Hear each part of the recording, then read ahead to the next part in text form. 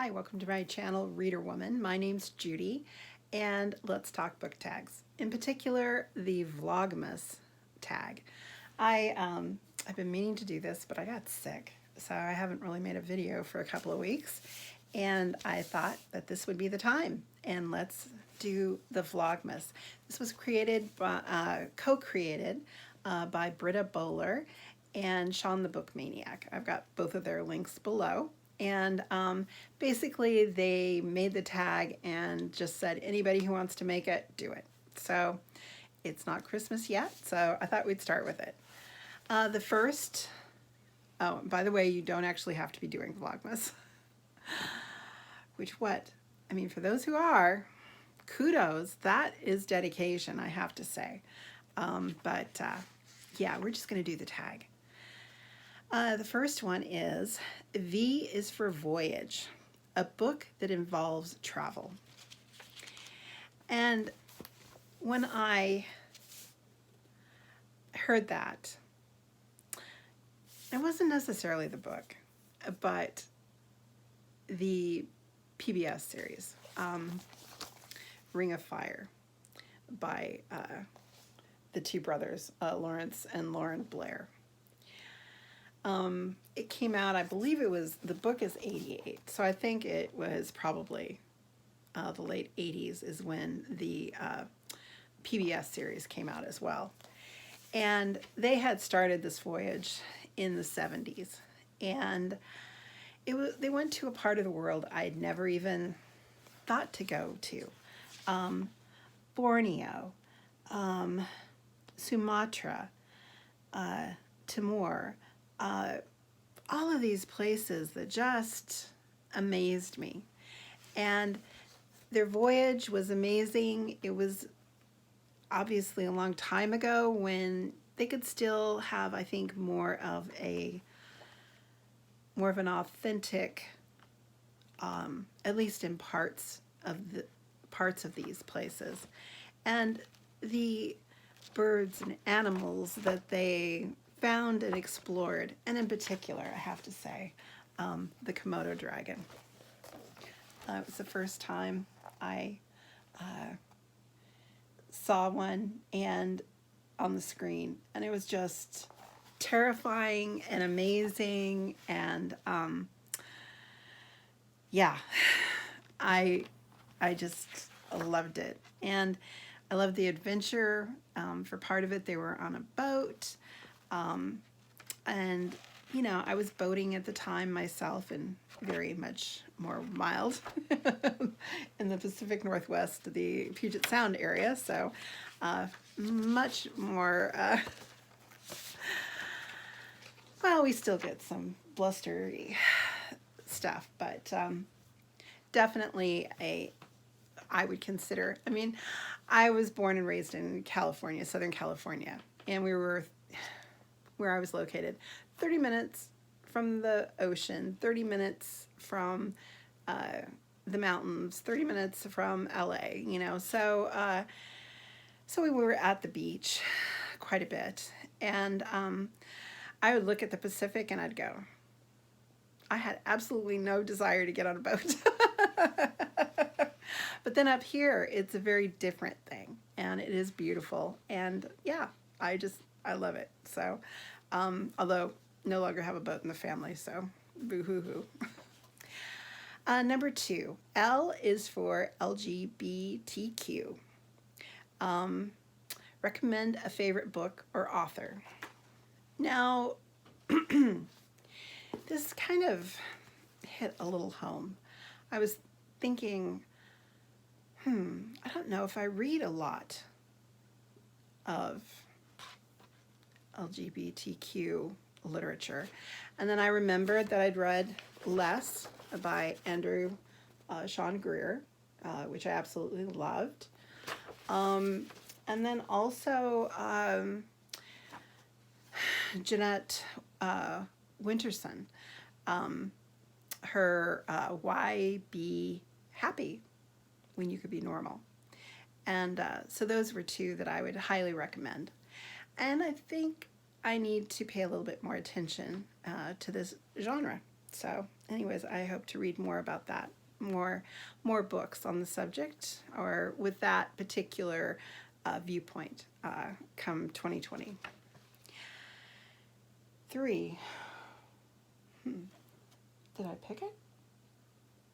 Yes, I did. Sorry. I went and grabbed books all over the house, so I forgot. O is for Oldie but Goodie, or Goldie, sorry. They're saying Goldie. US, it's Goodie. A book you read a long time ago that holds a special place in your heart.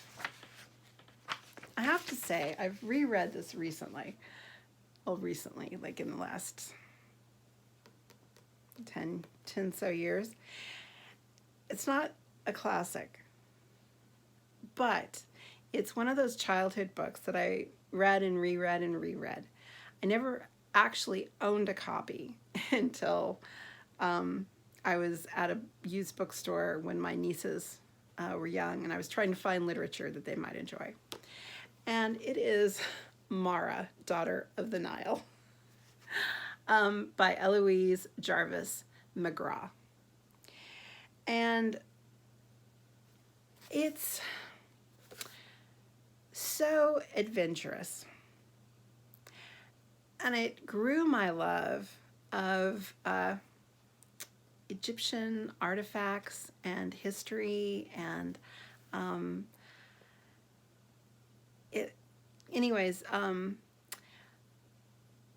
I'll just read you what it says on the back. A compelling story of adventure, romance, and intrigue. Set in ancient Egypt, Mara is a proud and beautiful slave girl who yearns for freedom. In order to gain it, she finds herself playing the dangerous role of double spy for 2 arch enemies, each of whom supports a contender for the throne of Egypt. Against her will, Mara finds herself falling in love with one of her masters, the noble Sheftu, and she starts to believe in his plans of restoring Thutmose III to the throne. But just when Mara is ready to offer Sheftu her help, her duplicity is discovered, and a battle ensues in which both Mara's life and the fate of Egypt are at stake. And the scene in here, she's sent into a pyramid to steal from it. And so she goes in with a taper and she loses her light halfway through it. And the image of this young slave girl who's being forced by circumstances to do these things. You know, it's not like she's an actual thief and it's not like she's an actual spy, but she's being blackmailed in order to do these things. And almost dying in a pyramid. And so, yeah, it still sparks a little bit of joy, I have to say. It's not a great book, but for kids, it's most certainly an imaginative one. And anyways, I still like it. It was what I found tonight. Let's see here. G is number 4. G is for gift. Share some anecdotes about good and bad experiences with giving and or receiving book gifts. I have to say, the best gifts I ever received were from my parents, and I was probably, I don't know, maybe 10. I don't think these are all of them, but they gave me a little set of these Whitman classics. Alice in Wonderland, 8 Cousins by, by Louisa May Alcott,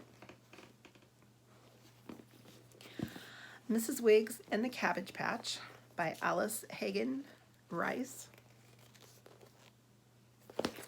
and Tom Sawyer by Mark Twain. And it was such a gift. I loved them. I still love them. You know, did my parents write anything in it? Oh, no. I mean, it would have been nice to at least know what year they gave it to me. But no, they never wrote in it. It's just, for me, having these little books on the shelf, it was my bookshelf, and I felt grown up, and in reality, I mean, it's considered kids lit, but and I think I had Huckleberry Finn as well, which is not, I would not consider that children's lit.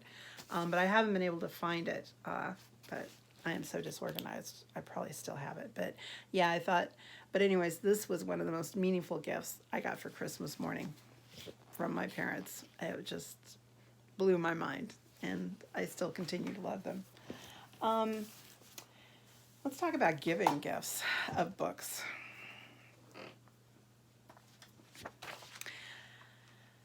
I decided the last few years that I would give books.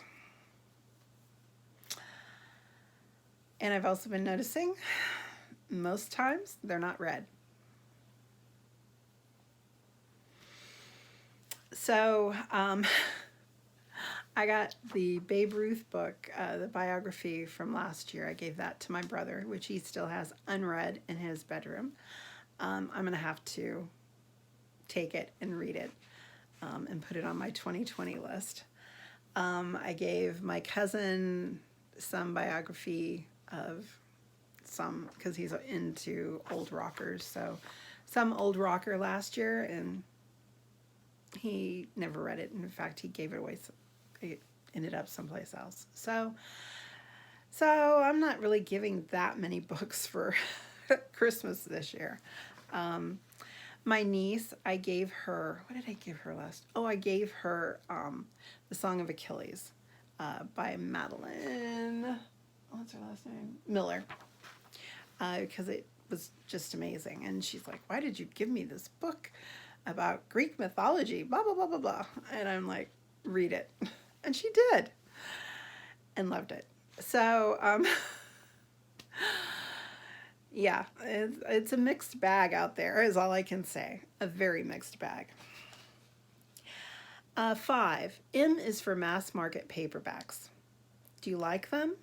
Why or why not? I always like Mass-Market. They're inexpensive. I mean, you can kind of tell. I mean, my shelves are not full of these beautiful, pristine books. I don't write in my books. I don't destroy my books. But at the same token, I expect to read and read and read and reread them. So, like my Georgette Heyer collection are falling apart for the most part. You know, I read them until I just have a sheaf of paper that I have to like put a rubber band around to keep them together. That's the reality. But I am fond of them. I've shown it before, but one of the ones that I would definitely never be without is a Jitterbug Perfume by Tom Robbins. I thought it was so funny because I now have, let's see here, a signed copy. Yes, I had him sign my Mass-Market Paperback. He was at a local reading, and so I had him sign a couple of my books. I had him sign a couple of the hardbacks I had, but this one, which is probably, yeah, I would say it's my favorite, Tom Robbins, and yeah, it's a signed copy, Mass-Market, you know. Anyways, I thought that was funny. And then, you know, it's also how I've always bought my sci-fi. I mean, all my sci-fi and mysteries, for the most part, have been bought with Mass-Market, and I just don't have a problem with it. So I like them.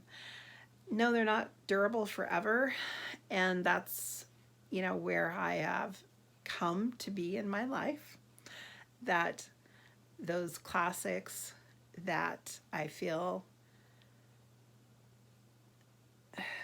well, even there, I mean, how many times am I going to reread them? I don't know. But there is a part of me I would like to get, I mean, those sets of those beautiful cloth-bound Penguin classics. I would like at least the Austens, the Brontes, and perhaps the Hardy, Thomas Hardy. I'm sure I would want some more. But anyways, yeah. Yeah, but I mean, that would be great, but I would be replacing books. And I'd be replacing these kind of books. So yeah, mass market, I'm for them. 6, A is for all in the family. Whether you came from a family of readers or not, tell us all about it. I was lucky in the fact that my parents had belonged to book clubs earlier in their life. My parents got married in their 30s, and so they had had a decade or more as adults, working adults with disposable income. And so both of them had been part of book clubs, a book of the month. And, you know, so we had a wall in our living room, our family living room, that was probably, I don't know, 8 feet by 8 feet with shelves and books on it. So we had encyclopedias, we had, you know, all these great, you know, places to go to read. I definitely felt blessed by that. My dad really didn't read for the years I knew him. He was kind of this guy who's like, yeah, I did that when I was, you know, young, so I don't need to do it again. When it came to things he didn't like. So he was more of a doer. He liked working with wood. He always had projects going. He was more that kind of person. So, but my mom read. She didn't have great taste in books, but she read constantly, mostly mysteries. Ellery Queen. I think we both read Dick Francis. I don't remember all of it, but yeah, she definitely was a reader. But she also, you know, we didn't really talk books. You know, that just wasn't our relationship. So it wasn't, and we didn't read Shakespeare together or, you know, some classics. She always, you know, both of my parents supported me anytime I wanted to read anything. Mostly. Well, no, I mean, outside of the scholastic books. But anyways, I'm not going to bring that up now. But, you know, it's like I always had a shelf of books in my bedroom as well, and I had total access, so they didn't say, oh my gosh, you can't read these books. So, yeah, I don't say I came from a family of readers, but definitely some reading along the way. My brother is not a reader. He's read a few books as an adult, but I think he has some form of dyslexia, and that's hard. It's hard to read. So, you know, he reads more magazines and articles than he does books, which is fine. But so in my immediate family, I never had a place to really talk books with anyone, which kind of made me a little bit isolated that way, because books reading were my life, particularly as a young kid and young adult. It was all about my books. So yeah, my grandmothers didn't really read. My aunt read romances. My stepmom reads mysteries. You know, there just wasn't anyone in my life to really talk books about until I met you. All right, let's finish this up. And S is for Santa, books on your wish list. Well, we won't go into my complete wish list. but I will share what Santa is going to be bringing this year. And the first one is Charlotte Bronte Before Jane Eyre, the graphic version. And I'm really looking forward to reading this. So I decided that Santa needed to bring me this. And I have 2 more books coming from Santa. I know. What am I doing? But there is a brand new biography of P.G. Wodehouse, Volume 1. So Santa definitely is coming from England with that one, but I'm really excited to get that. I know some things about him, but I don't know his complete life, so I'm really looking forward to learning more about him. And the other one, I think it's A Dangerous Book about the printing and of Ulysses by James Joyce. So Santa got a really good deal on it. But yeah, I have a very long wish list, so I have to be very careful and not go too far. But Santa is going to be bringing some things that I'm going to be very, very happy with. So please do the tag if you haven't. I think this is a great tag. Let's get to know each other better. And I'm sorry I'm doing it at the very end, but welcome. I can't believe I suddenly have so many new subscribers, which you have to understand, my channel, I felt like I was going to be complete in nirvana if I got 64. So now I'm like at 149. Oh my gosh. We're still totally tiny, so you can definitely reach out to me and know that I will be replying. So anyways, I hope you are having a great holiday season, whatever you're celebrating, and soon we'll all be wishing each other a happy new year. And I will be back soon with more videos now that I am well. And happy reading. We'll talk soon. Bye.